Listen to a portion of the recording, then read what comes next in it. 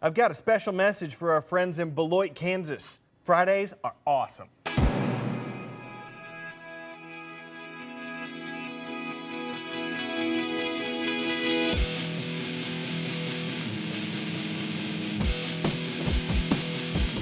That's right, it's the last day of the school week here on CNN Student News. My name is Carl Azus.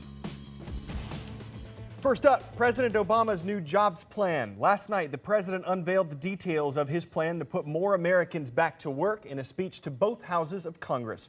Mr. Obama's proposal, the cost of which could top $400 billion, comes as the nation's unemployment rate remains stuck at around 9%.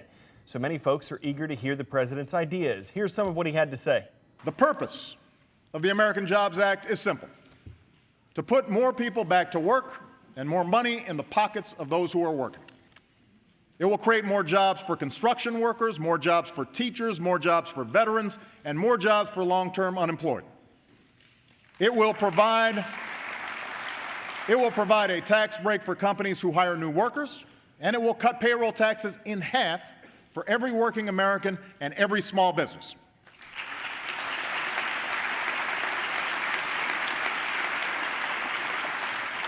It will provide a jolt to an economy that has stalled and give companies confidence that if they invest and if they hire, there will be customers for their products and services. Now, keep in mind, this is the president's plan and it still needs to be approved by Congress. And some members of Congress have been critical of the government spending more money. The top-ranking Senate Republican says he considers this another attempt at policies that have already been tried and don't work. Government spending were the answer, we'd be in the middle of a boom right now. We've been on a spending spree over the last 2 years that's increased our debt by 35%. We've lost 1.7 million jobs since the last stimulus. Job creation was one of many topics covered Wednesday night at the Republican presidential debate in Simi Valley, California. 8 candidates faced off on a range of issues, including everything from Social Security to health care reform. The debate was one of several that will take place by the end of the year. The next one is coming up on Monday in Tampa, Florida. You can tune in to watch that live on CNN at 8 p.m. Eastern. We told you yesterday how wildfires are raging across Texas, and we spoke with a woman there who lost her home to the fires. Now, a different part of the country is also facing disaster. What's left of Tropical Storm Lee has moved across the Northeastern U.S., triggering some of the worst flooding the area has ever seen. Flash flood warnings were in place Thursday from Washington all the way to western New England. Tens of thousands of people have been told to leave their homes, and at least 3 people have died.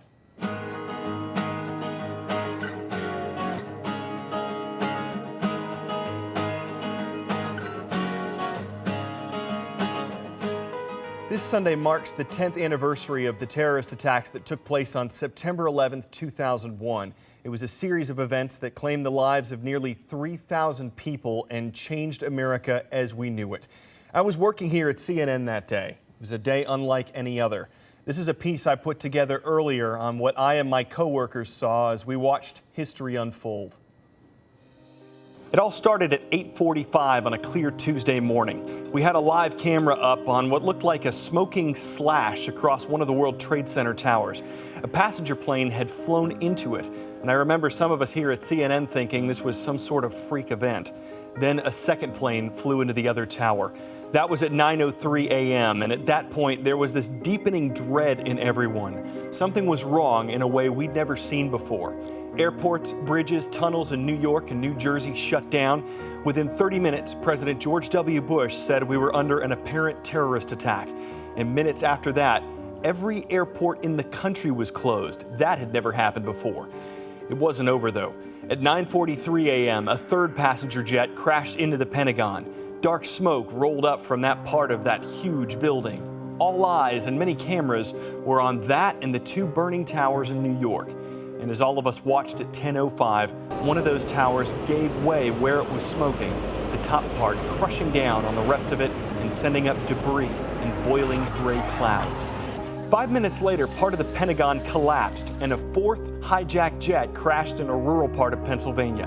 The White House, the United Nations, the state and justice departments, the World Bank, all evacuated. America-bound Atlantic flights were rerouted to Canada. and the second Trade Center tower came down at 10:28.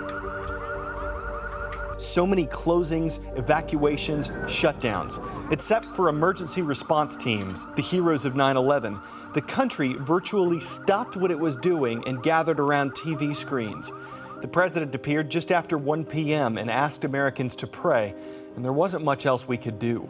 The destruction was more or less done around 10:30. It was less than 2 hours from the first crash, but the change it inflicted was immeasurable.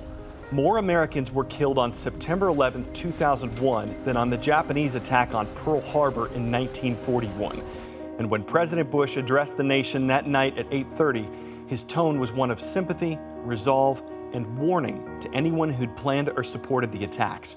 We will make no distinction between the terrorists who committed these acts and those who harbored them.